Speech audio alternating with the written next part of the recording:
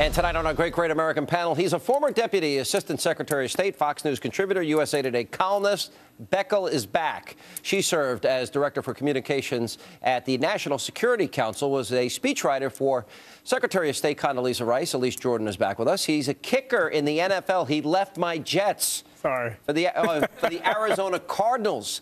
And you had, what, a 90% plus season this year? Had a good year. We struggled as a team. And your long kick was 55 yards. Yes, sir. And you hit on Christmas, you hit the winning touchdown against Dallas. I know your whole career. That's right. He also scored a touchdown. And he scored a touchdown this year. year. For wussy kickers, too. It's amazing. Did you ever score a touchdown, Bob? No. As a matter of fact, I did. But I never saw a kicker score a touchdown. I usually saw him run the other way when there were tacklers coming around. Feely's tough, man. I know. I'm sure that's true. All right, we've got the showdown in Wisconsin. We got all the AstroTurf liberals showing up from the White House, Organizing for America, the DNC, and the state's going bankrupt, Bob. Yeah, and the governor is a union buster, plain and simple. He got what he wanted. The unions agreed over the weekend that they would pay into their health and their pension plans. He's got no other reason now to take away collective bargaining except for one thing. He's a Tea Party guy. Yes, he is. He's a Tea Party guy. He wants to bust unions, and that's what this is about. He's not taking away collective bargaining for salaries. He's taking it away for benefits because the state, which is already highly taxed, can't afford it. Collective bargaining, to those of us who are union members, and you and I, brother, are both members of the same union, I might add. Oh, good grief. That's right. None of you out there knew that, did you? He's a union man. I had to be a union member to be on good. the air. I didn't, but I have been all my life, and I'm proud of it. And collective bargaining to us is the holy grail. And this guy's a union buster. But he was elected on this mandate. Exactly. This is what the people of Wisconsin. Yes, he was. We're talking about the government employees, teachers. It's about 500,000 people. I think it's like 6.4 million people in Wisconsin. That's a pretty small minority when he was voted into office. And he was completely transparent about what he planned to do coming into office. Right. And I don't understand why he was not transparent. If you put collective bargaining on a ballot in Wisconsin, collective bargaining. Very rarely did he talk about it. And if you put it on a ballot in Wisconsin very rarely. But if he put it on a ballot for a referendum in Wisconsin right now, it would pass with 60. No, it would not win. Sean, I believe in limited government. I believe in balanced budgets. But the role of collective bargaining to unions is essential. You know, and unions, their role is to protect employees and to create fair wages. There's a place for unions in America today. I'm a member of the union, have been for 10 years with the NFL Players Association. Have a big bargaining coming up. We're in the midst of a bargaining session, trying to negotiate with the NFL. Now, it's different with private corporations than it is with public municipalities, but collective bargaining is essential to unions. And if you try to take that away, you're taking away. I think it would have ramifications nationally if they're successful in Wisconsin. Here's an amazing thing, a thoughtful conservative statement tonight. I'm glad to hear that. No, but look, I think you're missing a couple of points here. And the point is, number one, the state's going to go bankrupt. Number two, if this is what we haven't talked about is the root cause of this problem. And you know it's true for your years in politics. There's an unholy relationship between the unions and politicians. And here's how it works. The unions take member rank and file dues. They give it to politicians, and politicians pay them back with benefits that the state can't afford, and they kick the can down the road, Bob, and the states now are insolvent. New York, New Jersey, and that is Wisconsin. Not the fault of public employee unions. You keep blaming it on them as if Medicaid, for example, not union rank and file. Look, I support them. Look, the fact of the matter is that Wisconsin, of all places, sort of the home of the progressive labor movement, and really started most of this 100 years ago. The fact of the matter is, these problems are not partisan problems. Tommy Thompson. They are partisan problems. No, they're not. And listen, they signed a contract. A contract is a holy grail in this country.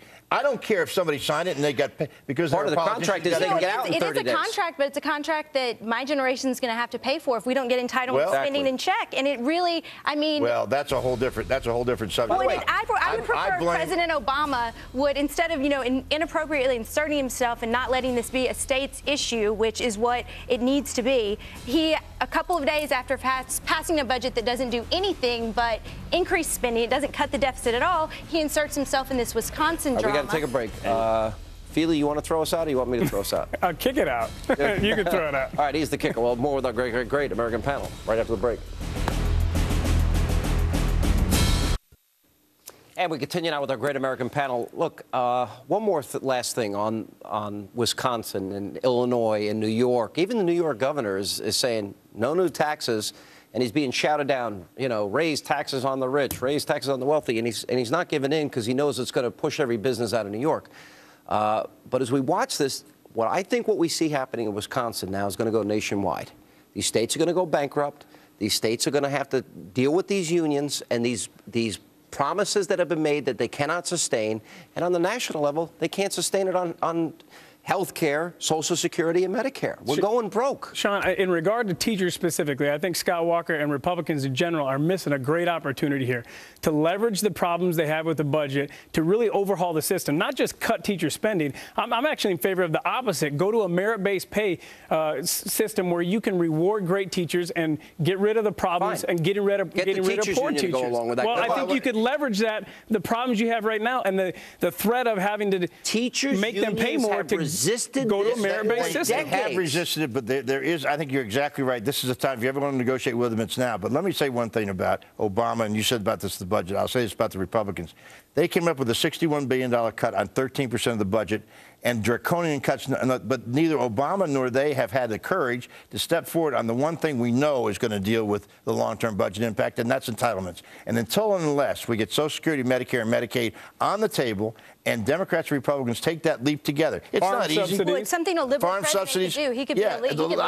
I agree with you on that, and I think that may happen. I really believe by the end of this year we may have a deal on entitlements. We've got to have it. And I think we may have it. So the president punted and put forward a cowardly budget, the exact opposite of what he said was necessary to get the country's budget in balance. And the Republicans absolutely eviscerated programs for poor people. No. So there you go. No. But here, all right, let me talk to you because you're reasonable. But the point is, you're reasonable. But the point is, the president said we needed to deal with entitlements. He puts forward a budget, doesn't deal with entitlements, trillion-plus dollar deficits as far as the eye can see, because he wants politically the Republicans to go first. When Republicans offer cuts, he gets to define them as draconian and demonize them and turn this into the 2012 campaign issue. I think you're right, and I think that it shows this whole middle-of-the-road act is just an act, and I really did think that we were seeing more of a shift post-midterms, that Obama was really going to try to play center more and appeal to Republicans. But I really think that, with inserting himself in Wisconsin, he's shown it to be, not Stop this politics. Find a way to figure out a way to solve the problems that we have in our country right now, because there's problems that are going to have lasting ramifications. The president's supposed to lead. The president, puts forward a budget. By the end of this fiscal year, Bob, Barack Obama will have accumulated just under $5 trillion. Listen, look. The fact is that there's a senator by the name of Coburn, who's a Republican, very conservative, and a guy by the name of Warner out of Virginia. They are now negotiating a deal. Obama and his people are involved in it. There is a deal going on right now. We're going to get it. It's going to emanate from the Senate and Obama. Yeah. And I think we're going to find a deal by the end of the year. You want to talk about Libya? You want to talk about Libya? No, actually, I want to go to this Iraq War veteran heckled. Here we have a veteran speaking at Columbia University, one of our prestigious Ivy League schools in the country. Watch how they heckle an Iraq War veteran. Watch this. It doesn't matter how you feel about war. It doesn't matter how you feel about fighting. Other parts of the country or other parts of the world are plotting to kill you right now when you go to bed. Quiet from the audience, please. It's not a joke.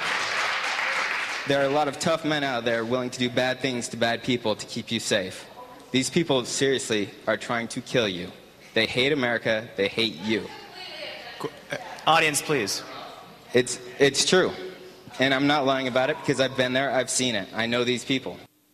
What is it about supposedly smart people that can't understand or wrap their arms around an Islamic caliphate imposing Sharia law on the rest of the world if they have a chance? There are literally millions of radical Islamic terrorists out there, and they're laughing at an Iraq War veteran. I think Americans are too comfortable. It's only been, 1% of the population that's had to go off to Iraq and Afghanistan and fight these wars. They're coming back, and it's, a world that doesn't understand what they've seen and what they've lived through. That's a good point. The general lack and of you've been respect. To Iraq, right? Mm-hmm. Yeah. In Afghanistan. How many times have you been to Iraq? Probably 5 or 6. And Afghanistan? Same. 5 or 6. And so you agree with what he's trying to tell these dopey, I agree completely. Spoiled brat, I think that it's a Ivy pretty League, scary world. snot-nosed kid. Luckily, though, I do think that Columbia is the student body is voting for ROTC, and this is, a really how insulting. Even if you disagree with a hero, it's horrible. A veteran who is shot 11 times, who goes to class in a wheelchair, should command your respect. You should sit there and listen to him.